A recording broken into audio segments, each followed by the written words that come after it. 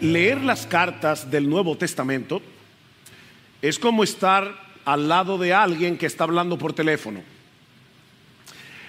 Nosotros no sabemos qué es lo que la otra persona le está diciendo, pero por lo que esta persona le está respondiendo y le está diciendo, nosotros podemos presuponer qué es lo que la persona que está del otro lado de la línea está hablando con el que está a nuestro lado. Ven, es como estar al lado de alguien que está hablando por teléfono.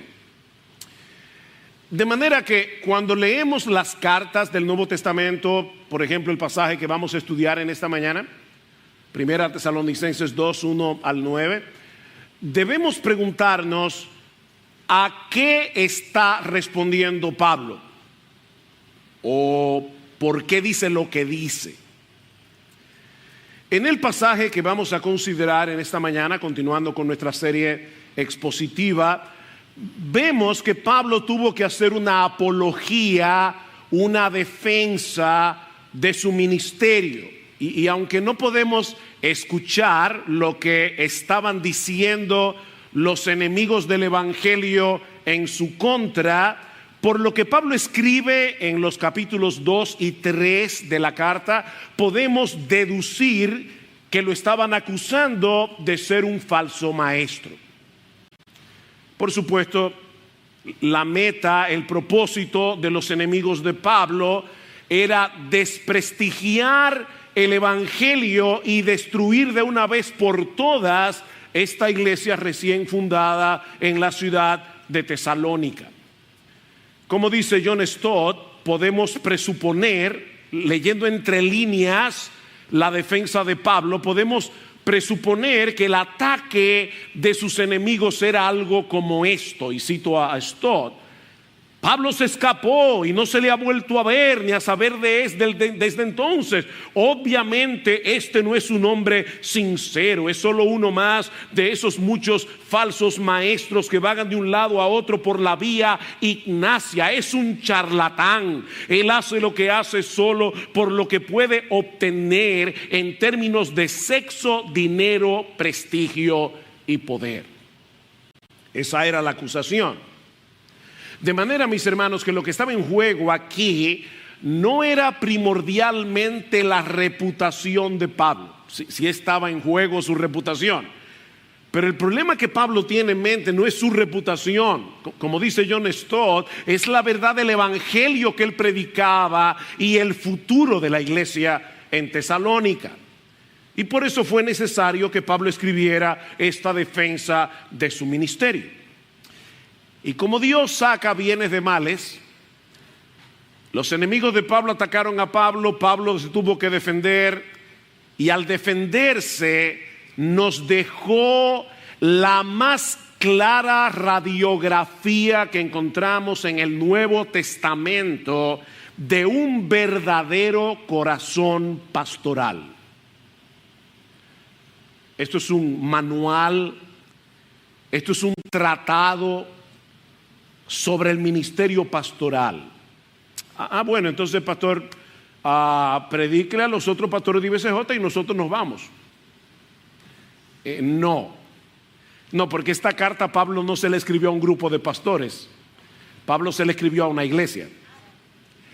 Así que, hermanos, tanto nosotros los pastores de IBCJ como ustedes, los miembros de esta iglesia, necesitan conocer lo que Pablo dice aquí, porque si los miembros de la iglesia no entienden en qué consiste el ministerio pastoral, no van a apreciar ni van a aprovechar la labor que estos hombres llevan a cabo para el bien de la iglesia. De hecho, cuando lleguemos al capítulo 5 de la carta, veremos que Pablo ruega a estos hermanos que reconozcan a los hombres, hablando de los pastores, que trabajan entre vosotros y os presiden en el Señor y os amonestan, y que los tengáis en mucha estima y amor por causa de su obra. reconozcan a estos hombres, estimen a esos hombres por la obra que ellos llevan a cabo. Mis hermanos, el ministerio pastoral es una avenida de doble vía. Para que una iglesia pueda ser pastoreada, tiene que haber pastores que quieran pastorear y tienen que haber ovejas que se quieran dejar pastorear. Es un camino de doble vía. Por otra parte, todo creyente, sea pastor o no, debe imitar el corazón de Pablo. Todo creyente, sea pastor o no, debe imitar a Pablo en su amor, en su interés, en su preocupación por la iglesia. Mis hermanos, el amor y el interés por otros creyentes no es exclusividad de los pastores.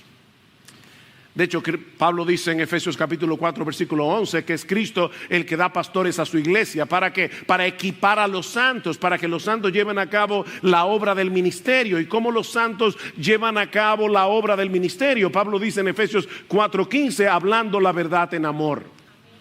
Hablando la verdad en amor. Tú y yo tenemos que hacer la obra del ministerio, hablando la verdad en amor. De manera que el cuidado mutuo es una responsabilidad de todos y por lo tanto hay un sentido en el que todos debemos anhelar tener este mismo corazón que late por la iglesia. Así que no apagues el receptor. O como decía John Donne, no preguntes por quién doblan las campanas doblan por ti. Todos estos campanazos que vamos a escuchar en esta mañana son para ti y para mí. No apagues el receptor. Y hay al menos 3 características que nosotros vemos en este pasaje del corazón de Pablo, cómo él llevó a cabo, tanto él con Silas y Timoteo, cómo llevaron a cabo la obra del ministerio cuando estuvieron en Tesalónica. Pero por asuntos de tiempo, de lenguaje, vamos muchas veces a hablar de Pablo cuando en realidad nos estamos refiriendo a los 3. En primer lugar, vemos en este pasaje que Pablo, Silas y Timoteo estuvieron dispuestos a poner su vida en riesgo con tal de entregarles el evangelio de Cristo a los tesalonicenses. Vean una vez más los versículos 1 y 2. Dice Pablo, Primera Tesalonicenses 2, 1 y 2, porque vosotros mismos sabéis, hermanos, que nuestra visita a vosotros no fue en vano, sino que después de haber sufrido y sido maltratados en Filipos, como sabéis, tuvimos el valor, confiados en nuestro Dios, de hablaros el evangelio de Dios en medio de mucha oposición. Esta primera línea de defensa de Pablo es la siguiente: recuerden nuestro sufrimiento. Nos están acusando de ser falsos maestros, nos están acusando de que nosotros vamos por el mundo grecorromano hablando de estas cosas para nuestro propio beneficio. Pero ¿cuál es el beneficio que nosotros hemos recibido? Azotes, cárceles, golpes, pedradas. Ese es el beneficio.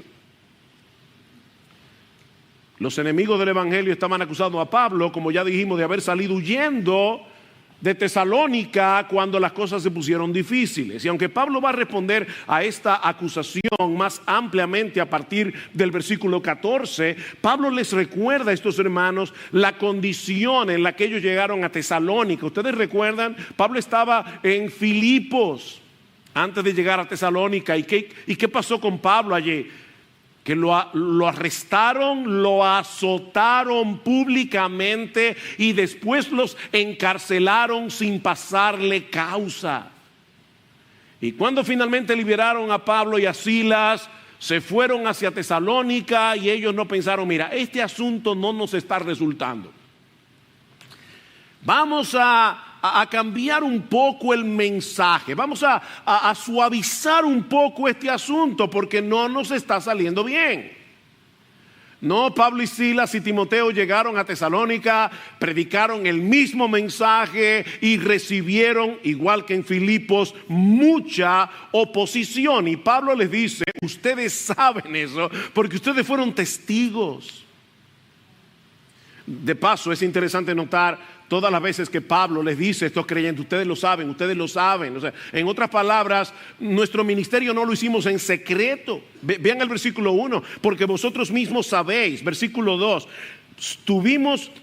después de haber sido maltratados en Filipos, como sabéis, tuvimos el valor de predicar. Versículo 5, porque como sabéis, nunca fuimos a vosotros con palabras lisonjeras. Versículo 9, porque recordáis, hermanos. Versículo 10, vosotros sois testigos. Versículo 11, así como sabéis. ¿Ven el punto? Ustedes lo saben, ustedes lo saben, ustedes saben cómo nos comportamos cuando estábamos en medio vuestro. Ustedes son nuestra defensa. Y cuando Pablo dice aquí que ellos estuvieron dispuestos a arriesgar sus vidas para predicarles el evangelio, noten que Pablo no está diciendo esto porque él fuera un superhombre, sino porque Dios los había fortalecido. Pablo no está haciendo alarde de su valentía, sino de la forma como Dios había obrado en ellos para que siguieran predicando a pesar de la persecución. Noten otra vez el versículo 2, sino que después de haber sufrido y sido maltratados en Filipos, como sabéis, tuvimos el valor, confiados en nuestro Dios, de hablaros el evangelio de Dios en medio de mucha oposición. Pablo no está haciendo alarde de sí mismo, Pablo se está gloriando en el Señor. Mis hermanos, a nadie le agrada ser rechazado por la gente o ser tenido por un tonto por predicar el evangelio. A nadie le agrada eso. El solo hecho de pensar en el rechazo de cualquier tipo produce en nosotros temor.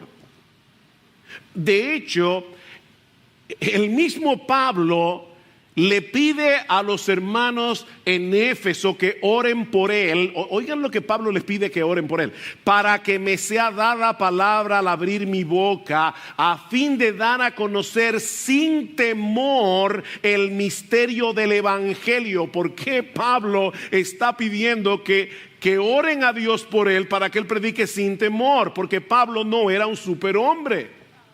Y sigue diciendo Pablo, por el cual soy embajador en cadenas, que al proclamarlo hable con denuedo, es decir, con valentía, como debo hablar. Oren por mí. Es Dios, mis hermanos, el que nos da la gracia y el valor para predicar, pero nosotros tenemos que orar y hablar. Ora y habla, ora y predica. ¿Ustedes recuerdan cuando los discípulos fueron amenazados en Jerusalén por estar predicando el nombre de Cristo y les prohibieron que ellos predicaran? ¿Qué hicieron los discípulos? Se reunieron a orar y le pidieron al Señor que les diera valor.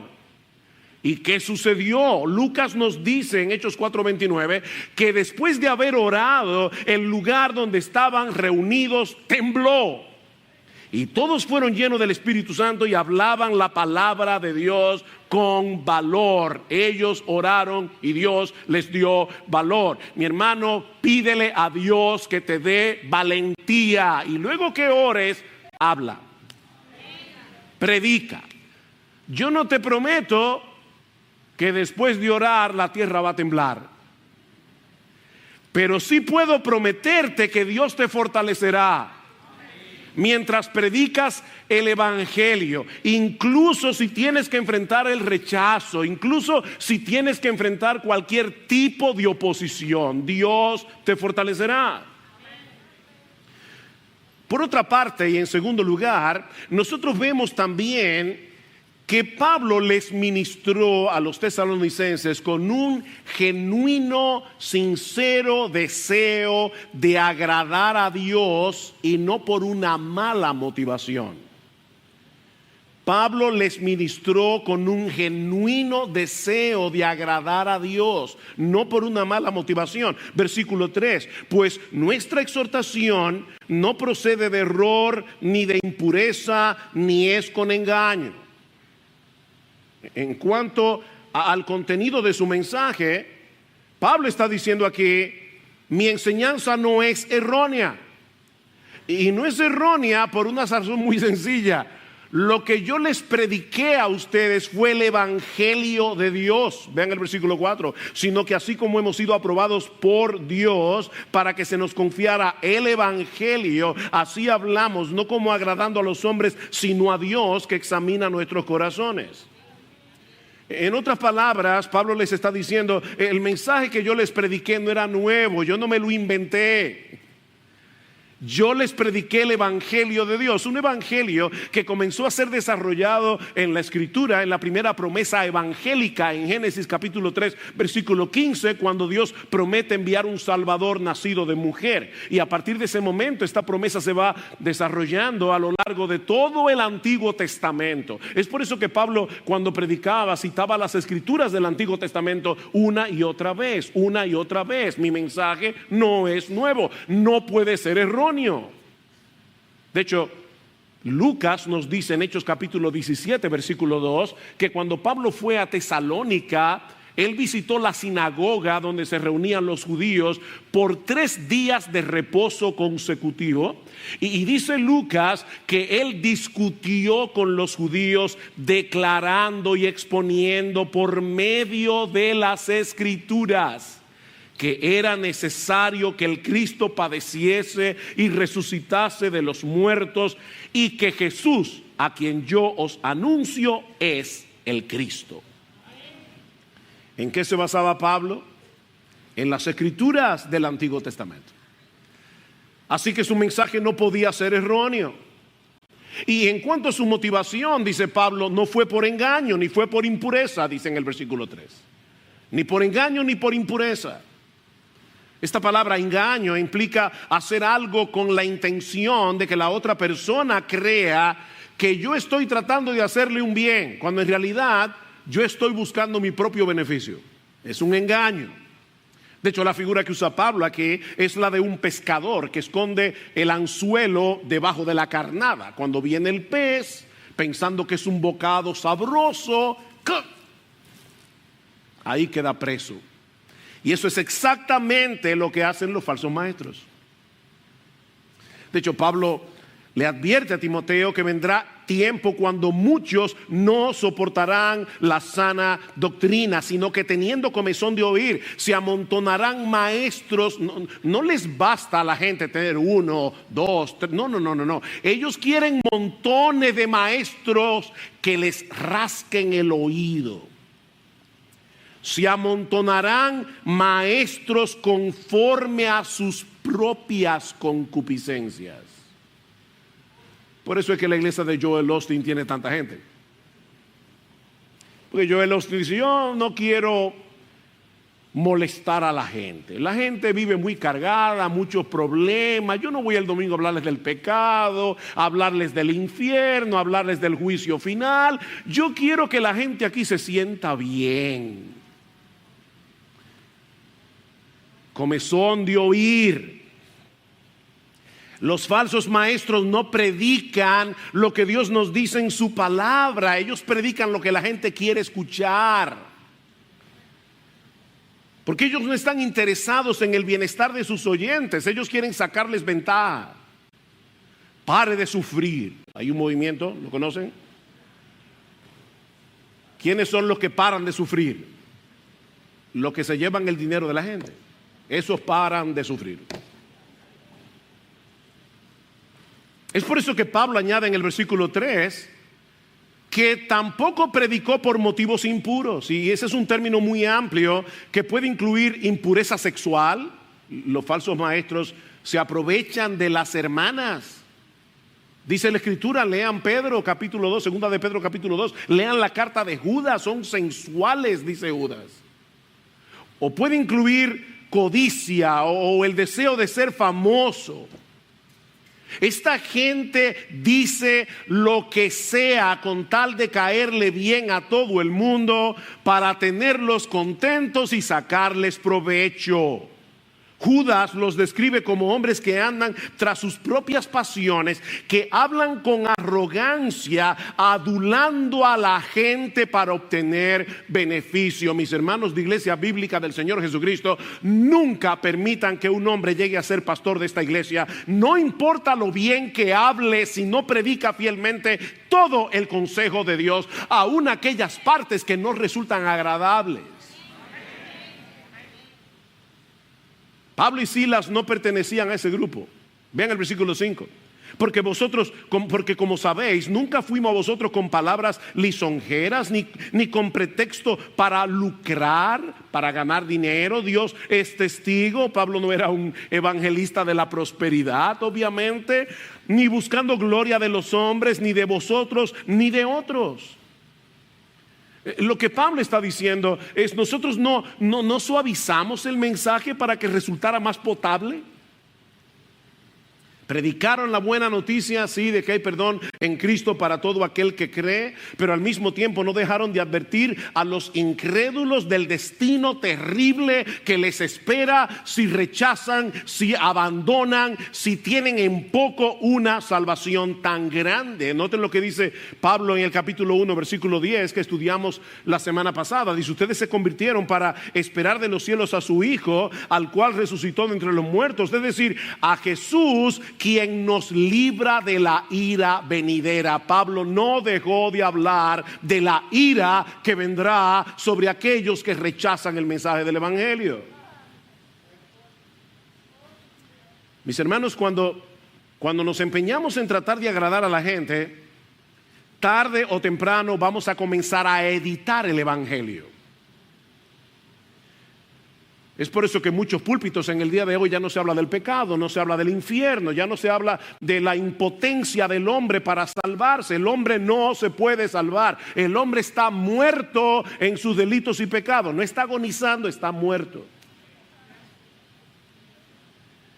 Es imposible ser fieles a Dios si nuestra meta es caerle bien a todo el mundo.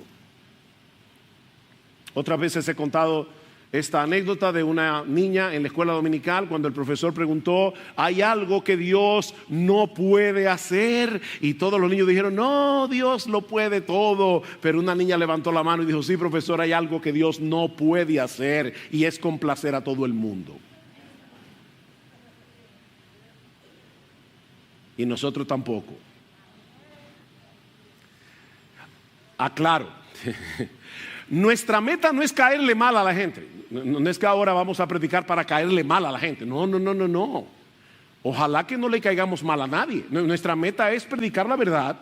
El problema es que la verdad molesta a mucha gente. Así que no tengas como meta decir: me odian, qué bueno. No, yo no quiero que me odien. Pero predica la verdad, sé fiel a Dios por encima de todas las cosas. Escribiendo a los Gálatas, Pablo les pregunta: ¿busco ahora el favor de los hombres o el de Dios? ¿O trato de agradar a los hombres en ese sentido? Pues si todavía agradara a los hombres, dice Pablo, yo no sería siervo de Cristo. ¿Ven? Una cosa es incompatible con la otra. El anhelo de todo creyente, no solo de los pastores, debe ser recibir la aprobación de Dios, aunque muchos nos desaprueben. Hermano mío, hermana mía, no vivas para el ojo de la gente, porque vas a terminar comprometiendo el evangelio. Nadie puede servir a dos señores. Y eso lo dijo Jesús. Nadie puede servir, nadie. Pastor, ¿qué significa nadie en griego? Nadie. No se puede. O tú eres leal a Jesús o tú eres leal a la gente. No se puede ser leales a los dos al mismo tiempo. De hecho, no deja de ser interesante que cuando Pablo escribe su carta a los colosenses, él exhorta a los esclavos que tenían amos terrenales. Eran esclavos humanamente hablando. Y Pablo les dice: sí, ustedes son esclavos, ustedes tienen amos terrenales, pero no vivan para agradar a sus amos, vivan para agradar a Dios. ¿Qué le dice Pablo? Como los que quieren, no hagan su trabajo como los que quieren agradar a los hombres, sino con corazón sincero, temiendo a Dios.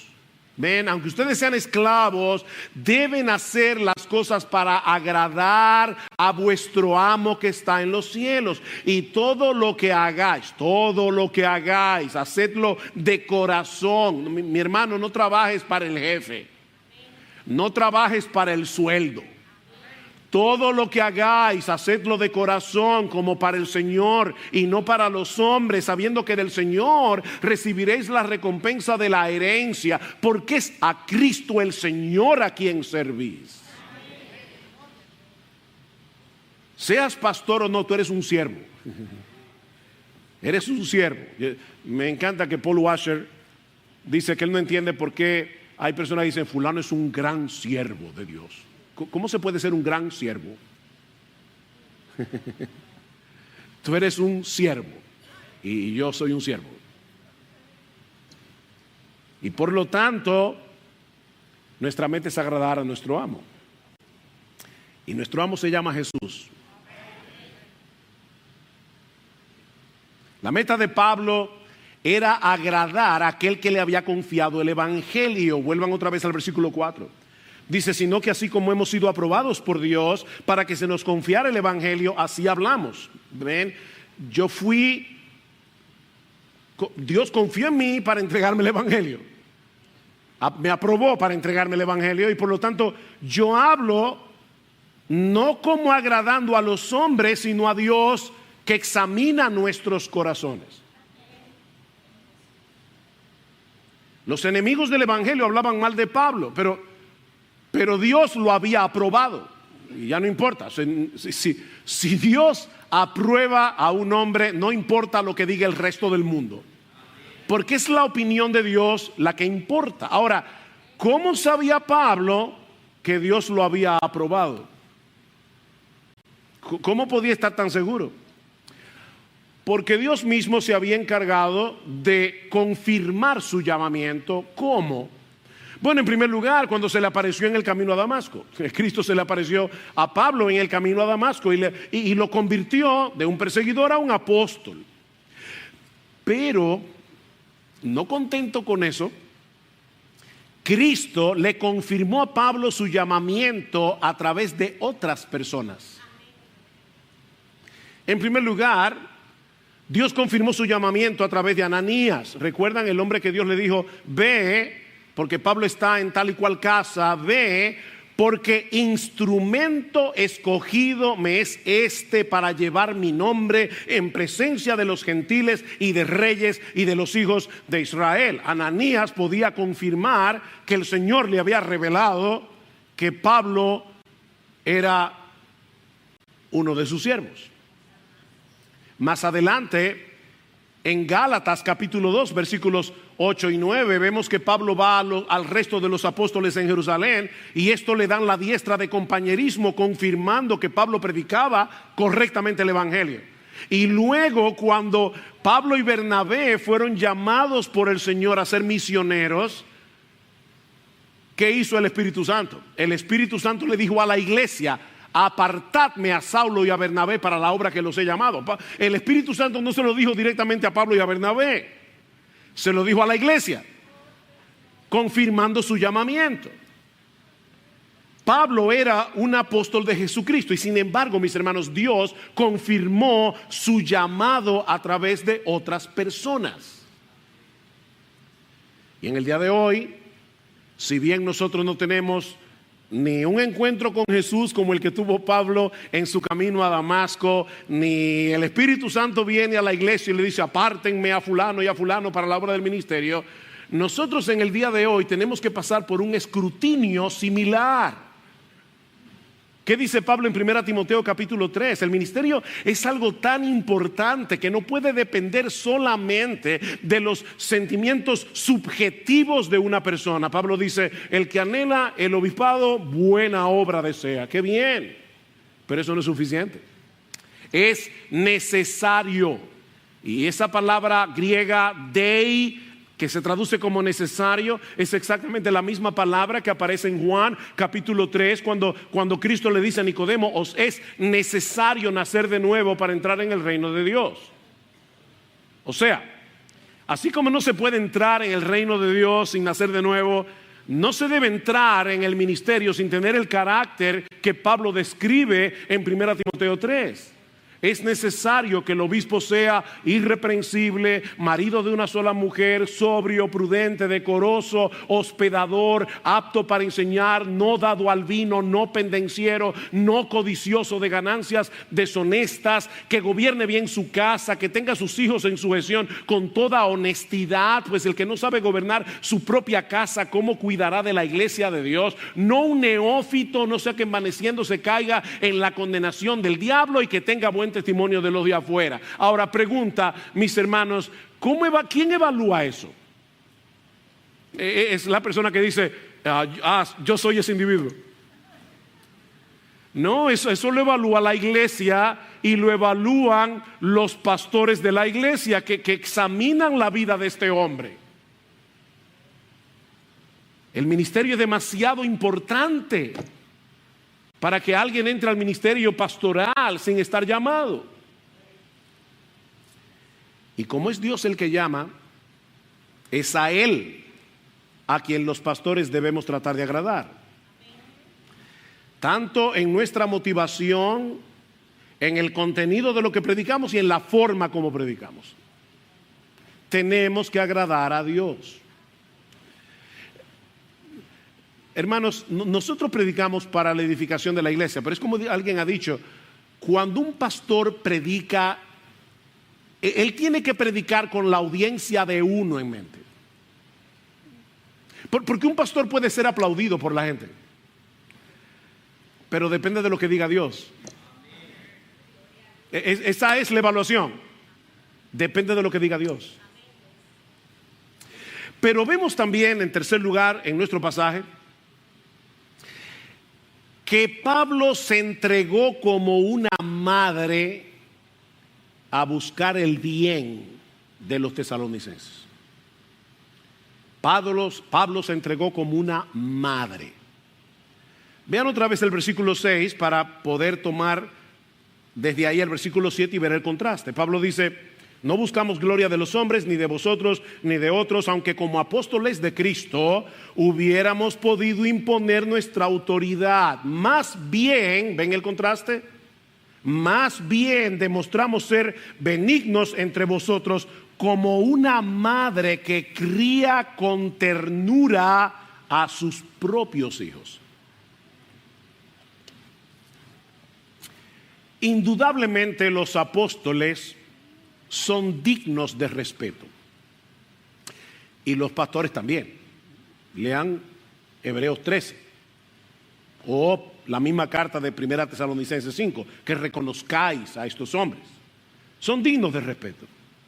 Sin embargo, lo que Pablo está diciendo aquí es que en vez de ir por la vida demandando ser respetado, yo soy un apóstol, más bien Pablo se entregó a beneficiar a estos hermanos con la ternura y delicadeza de una madre, o como dice literalmente el texto, como dice la Reina Valera, como una nodriza.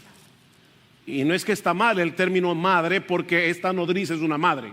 Lo vamos a ver ahora. En los días de Pablo, por la razón que sea, las mujeres que podían contrataban a una nodriza. El dar el pecho a un niño, la mamá, no era tan común como lo es en el día de hoy, que se hace mucha campaña para hacer eso. No, se contrataba una nodriza que amamantaba al niño. Yo creo que la razón por la que Pablo usó la palabra nodriza en vez de usar la palabra madre es porque Pablo quería enfatizar el amamantamiento, y lo vamos a ver ahora por qué. Pero Pablo está diciendo aquí, así como se contrata a una nodriza, y estas nodrizas no solamente amamantaban al bebé, sino que muchas de ellas más tarde se convertían en las tutoras del niño, de manera que entre la nodriza y el niño se creaba un vínculo muy entrañable, era una relación muy especial. Y Pablo está comparando su ministerio con el trabajo de una nodriza, pero no con el de una nodriza que cría, que amamanta a los hijos de otra mujer, sino con esa nodriza que cría con ternura a sus propios hijos. Viendo el contraste desde el versículo 6, cuando Pablo dice, aunque como apóstoles de Cristo hubiéramos podido imponer nuestra autoridad, más bien demostramos ser como una nodriza. O sea, Pablo está diciendo, en vez de insistir en mi autoridad apostólica, en vez de insistir en que ustedes me den el respeto que yo merezco, yo más bien los traté con la ternura, la paciencia, la benignidad de una madre. O como lo parafrasea el comentarista Guillermo Hendrickson, como cuando una nodriza, que es a la vez la madre, abriga, mima, acaricia a los hijos que son lo suyo propio porque ella los parió.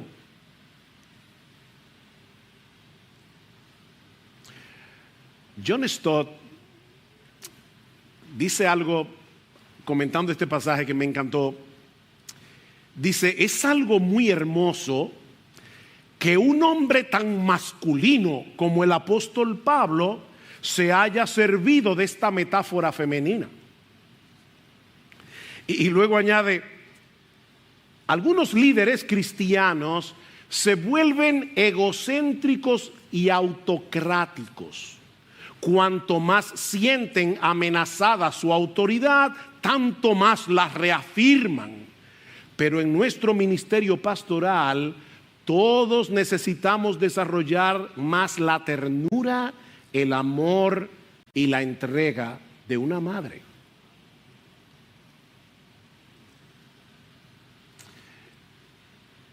Déjenme hacerles una pregunta. ¿De dónde sacó Pablo esta comparación? Pablo era muy bíblico. ¿De dónde sacó Pablo esta comparación de su ministerio con el de una nodriza o de una madre? Respuesta: de Dios mismo. De Dios mismo. Isaías 49:15. ¿Puede una mujer olvidar a su niño de pecho sin compadecerse del hijo de sus entrañas? Bueno, aunque ellas se olvidaran, yo no te olvidaré. Ese es Dios hablando. Ustedes son mis hijos de pecho, yo los amamanto. Dice Dios. Y este texto, esto vuela la cabeza de cualquiera. Isaías 66:12. He aquí yo extiendo sobre ella, sobre Jerusalén, paz como un río y la gloria de las naciones como torrente que se desborda, y mamaréis y en los brazos seréis traídos y sobre las rodillas seréis mimados.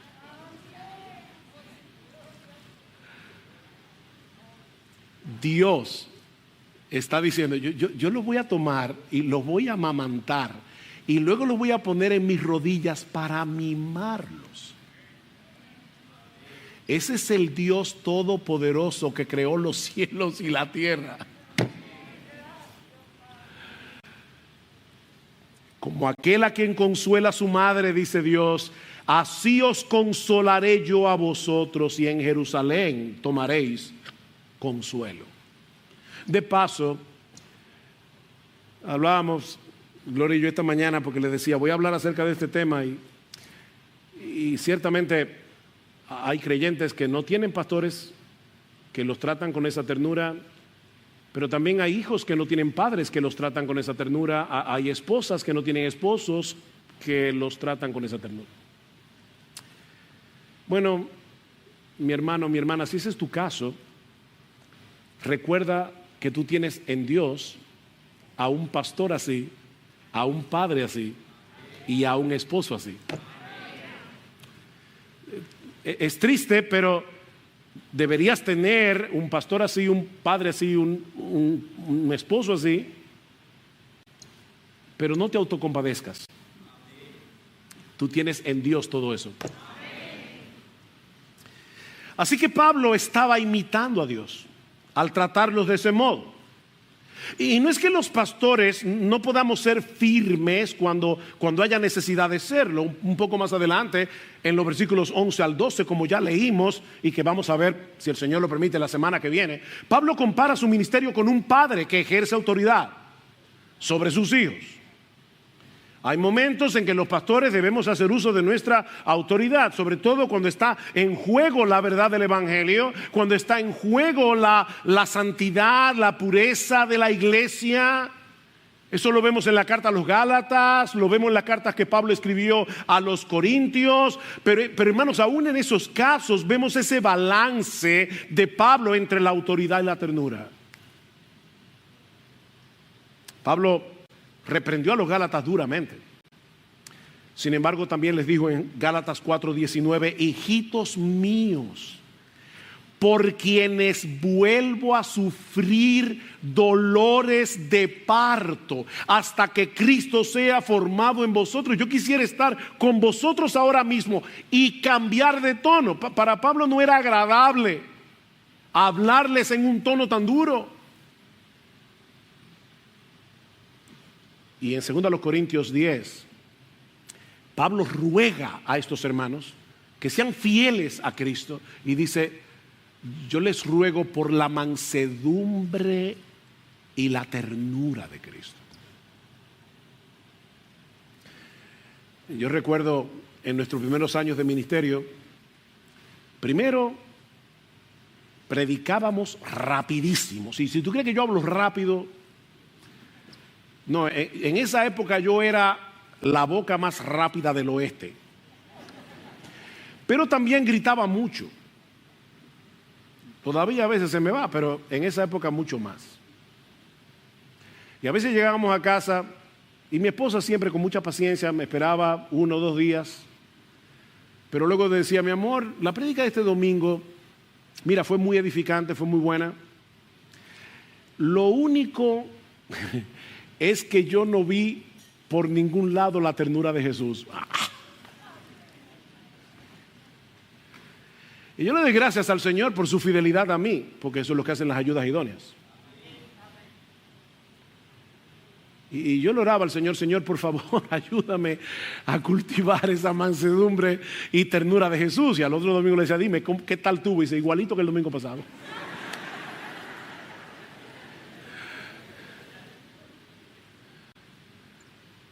Como una madre.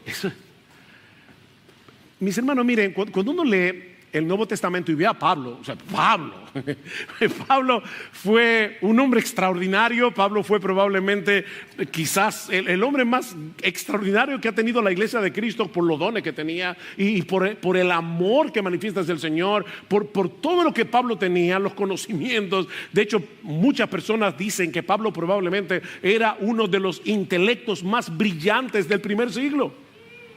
Y ver este hombre manifestando al mismo tiempo esa benignidad, esa ternura que surgía del amor intenso que tenía por estos hermanos. Vean el versículo 8, dice: teniendo así un gran afecto por vosotros, nos hemos complacido en impartiros no solo el evangelio de Dios, sino también nuestras propias vidas, literalmente nuestras propias almas, porque llegasteis a sernos muy amados. Esta palabra que se traduce como afecto, lamentablemente en español no hay un equivalente. Y de hecho por eso los traductores tuvieron que poner un gran afecto. Es una sola palabra, pero no hay manera de explicar lo que esa palabra implica. Solo aparece aquí en el Nuevo Testamento, pero transmite la idea, como dice un erudito, de un sentimiento conmovedor experimentado en las profundidades de las entrañas. De hecho, en documentos del primer siglo, esa palabra aparecía en el contexto del anhelo de unos padres que desean volver a ver a su hijo, pero su hijo ha muerto. Y ellos están frente a la tumba del hijo anhelando verlo. Es ese afecto del que Pablo está hablando aquí. Pablo amaba a estos hermanos al punto de entregarse a ellos en cuerpo y alma, como lo hace una madre. Las madres tienen que ajustar todo su horario en función del bebé. Todo su horario. Porque el bebé demanda mucho. Hay que estarlo alimentando cada 3 horas. Y hay que levantarse. Yo me acuerdo con nuestra hija mayor, ella tenía un sonidito cuando se estaba despertando. Y yo, no. Porque se cogía con levantarse a las 2 de la mañana, a las 5 de la mañana. La madre tiene que ajustar toda su vida en función del bebé. Y los pastores también. Dice Juan Calvino, una madre al dar el pecho a sus hijos manifiesta un raro y maravilloso afecto, por cuanto no escatima esfuerzos ni molestias, no evita ansiedades, no se cansa por la asiduidad, la regularidad de tener que dar el pecho, con tal de darles de su propia sangre con espíritu alegre. Oigan, hijos, uno nunca aprecia lo que hacen sus padres hasta que tengan hijos. Pero yo apelaría a ti ahora, aunque no tengas hijos, para que ames el esfuerzo de tus padres. Porque criarte exige mucho esfuerzo. Y noten que Pablo no les dice, nosotros hubiéramos estado dispuestos a dar nuestra vida si hubiera sido necesario. No, eso no es lo que dice el texto. Lo que el texto dice es que ellos le dieron su propia vida. Vieron, dice, teniendo así un gran afecto por vosotros, nos hemos complacido, es algo que sucedió, nos hemos complacido en impartiros no solo el evangelio, sino nuestra vida. Eso sucedió así.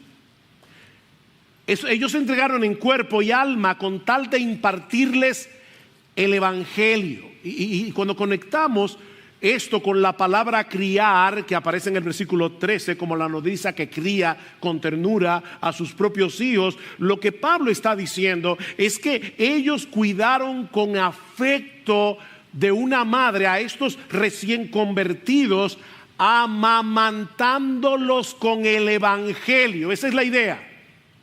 Por eso es tan importante la palabra nodriza ahí.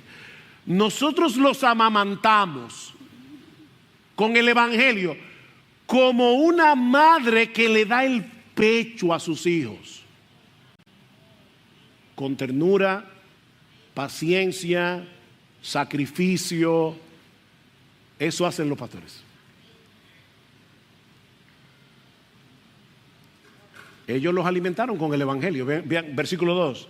Porque después de haber sufrido y sido maltratados en Filipos, como sabéis, tuvimos el valor, confiados en nuestro Dios, de hablaros el evangelio de Dios. Versículo 4. Sino que así como hemos sido aprobados por Dios para que se nos confiara el evangelio, así hablamos. Versículo 8. Teniendo así gran afecto por vosotros, nos hemos complacido en impartiros el evangelio. Versículo 9. Porque recordáis, hermanos, nuestros trabajos y fatigas, como trabajando de día y de noche para no ser carga a ninguno de vosotros, os proclamamos el evangelio de Dios. El evangelio de Dios. Eso no quiere decir que Pablo siempre predicaba el mismo mensaje. Cristo murió en la cruz por vuestros pecados, vengan a Él en arrepentimiento y fe y serán salvos. No, esa no es la idea.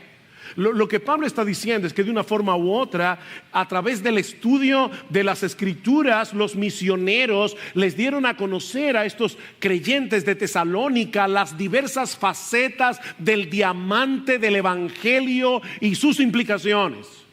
A través de toda la escritura. No podemos simplificar el evangelio a decir Cristo murió en la cruz, resucitó y ahora tú eres salvo si crees en Él. No, el evangelio es mucho más que eso. Y eso fue lo que produjo la clase de iglesia que estos hermanos llegaron a hacer. Los amamantaron con el evangelio.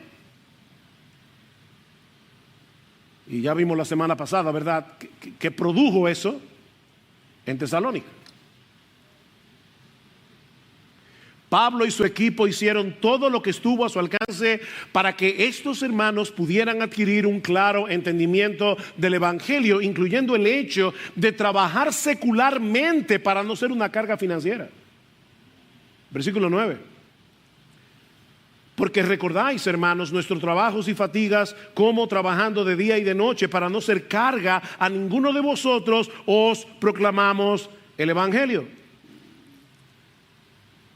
¿Tenían ellos derecho a ser remunerados? Sí, lean 1 Corintios 9. Dice Pablo que Dios dice en el Antiguo Testamento: no pondrás bozal al buey que trilla. Y dice Pablo: ¿dijo eso Dios por los bueyes o lo dijo por nosotros? Dice: pues por nosotros se escribió. No le ponga bozal al buey que trilla. El que vive, el que predique el evangelio, que viva del evangelio. No que se muera del evangelio, sino que viva del evangelio. 1 Timoteo 5:17, los ancianos que gobiernan bien sean tenidos por dignos de doble honor, mayormente los que trabajan en predicar y enseñar, porque la escritura dice: no pondrás bozal al buey que trilla, y digno es el obrero de su salario.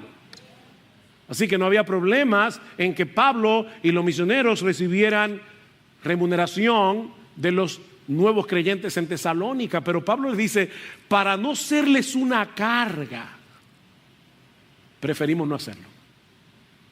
Así que Pablo y Silas y Timoteo trabajaron de noche y de día para mantenerse ellos y predicarles la palabra.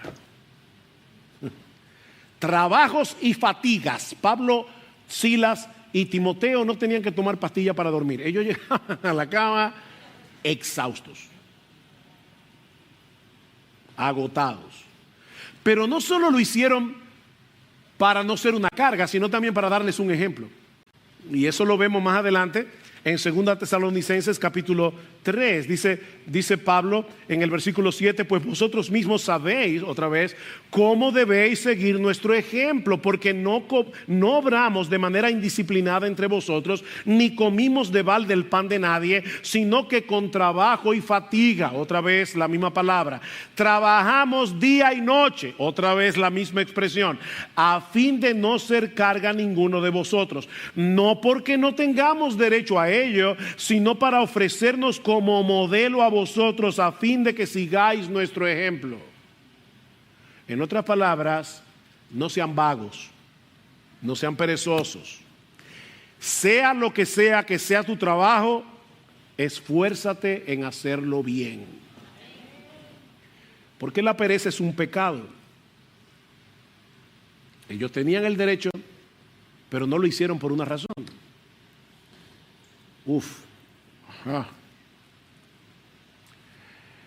¿Saben que cuando nuestra iglesia comenzó, volviendo otra vez al 44 aniversario, un grupo religioso de la ciudad de Santo Domingo comenzó a enviar panfletos anónimos a todos los miembros de nuestra iglesia por correo? Nosotros nunca supimos cómo ellos pudieron obtener la lista de membresía de nuestra iglesia, pero ellos enviaban todas las semanas una carta anónima diciendo que nosotros éramos unos falsantes, que nosotros estábamos detrás de su dinero. Y esa fue la razón, o una de las razones por la que nuestra iglesia en sus 44 años de historia nunca hemos recogido ofrenda en el culto. No estamos criticando porque recoger ofrenda no es pecaminoso, es correcto, es legítimo. Nosotros decidimos por una razón histórica que los hermanos ofrenden, y esperamos que todo el mundo sea fiel en ofrendar al Señor, llevando sus ofrendas a las cajitas en vez de hacerlo aquí públicamente, para que no nos acusen de que estamos detrás del dinero de nadie. Reitero, es legítimo recoger ofrendas. Si tú vas a una iglesia y se recogen ofrendas, no lo veas mal, eso es correcto. Solo que nosotros decidimos no hacerlo. Bueno, para ser más exacto, sí lo hicimos una vez en toda nuestra historia, en 44 años, y no fue para nosotros, sino para una misionera que tenía cáncer, y todo lo que se recogió ese domingo fue para esta hermana. Así que, para ser justos, una sola vez. trabajando día y noche. No porque Pablo, Silas y Timoteo eran adictos al trabajo, sino porque amaban a estos hermanos entrañablemente. Dice en el versículo 8, porque habéis llegado a sernos muy amados. Ese es el punto. Obviamente eso no quiere decir que los pastores pueden descuidar su salud o pueden descuidar su familia por causa del ministerio. Jamás debemos hacer eso. Pablo dice claramente en 1 Timoteo 5:8 que si alguno no provee para los suyos ha negado la fe y es peor que un incrédulo. Y cuando Pablo dice en Efesios 5, maridos, amad a vuestras mujeres como Cristo amó a la iglesia, no dice, claro, excepto si tú eres pastor. No, nosotros tenemos que cuidar de nuestra familia. Jamás debemos descuidar nuestra familia. Lo que esto quiere decir, mis amados hermanos, es que el ministerio pastoral es demandante y requiere ser energizado por un sincero amor a Cristo y a cada una de las ovejas por las que Cristo murió. Mirad por vosotros y por todo el rebaño en que el Espíritu Santo os ha puesto por obispos para apacentar la iglesia del Señor, la cual Él ganó con su propia sangre. O Pedro dice, apacentad la grey de Dios que está entre vosotros, cuidando de ella no por fuerza, sino voluntariamente, no por ganancia deshonesta, sino con ánimo pronto, no como teniendo señorío sobre los que están a vuestro cuidado, sino siendo ejemplos de la grey. Y cuando aparezca el príncipe de los pastores, vosotros recibiréis la corona incorruptible de gloria. Mis hermanos, este ejemplo de Pablo, Silas y Timoteo quedó registrado en las Escrituras por la inspiración del Espíritu Santo para que los pastores tengamos un ejemplo concreto de lo que significa pastorear la grey de Dios, imitando al príncipe de los pastores. Oren por nosotros. Hermanos, oren por nosotros para que el Señor nos mantenga fieles. Para que el Señor nos dé ese corazón, para que podamos pastorearlos con autoridad y con ternura. Porque para esta cosa, ¿quién es suficiente? ¿Quién es suficiente? Pero no olviden lo que decíamos al principio. El amor y el interés por otros creyentes no es exclusividad de los pastores. Por favor, mi amado hermano, mi amada hermana, y cuando les digo amados, de verdad créanme, son amados, los amamos de todo corazón. Amados hermanos, por favor, no tomen este mensaje para evaluar la vida de otros. No tomen este mensaje para pensar en el pastor fulano, no. En el hermano fulano. ¿Por quién doblan las campanas? Las campanas doblan por ti. Este mensaje es para ti. Escribiendo a los Efesios, Pablo los exhorta a ser imitadores de Dios como hijos amados. ¿Tú eres un hijo de Dios? Imita a tu papá, imita a tu padre. ¿Y cómo se imita al padre si somos hijos amados? Andando en amor, dice Pablo. Y andad en amor como también Cristo nos amó y se entregó a sí mismo por nosotros. Juan nos dice en su primera carta, en esto consiste el amor, no en que nosotros hayamos amado a Dios, sino en que Él nos amó a nosotros y envió a su Hijo en propiciación por nuestro pecado, para recibir la ira que nosotros merecemos por nuestros pecados. Y ahora dice Juan, amados, si Dios nos ha amado así, debemos también amarnos unos a otros. Amarnos unos a otros. ¿Te parece demasiado alto el listón cuando ves el ejemplo de Pablo, Silas y Timoteo? ¿Te parece alto? Es que lo es. Es alto. Pero no olvides que ellos eran hombres de carne y hueso, sujetos a pasiones iguales que las nuestras, como dice Santiago acerca de Elías. De hecho, piensen en Pablo. uno lee este texto y uno fácilmente puede olvidar que Pablo era un judío fariseo que aborrecía a los gentiles y cuando era un incrédulo los trataba como perros.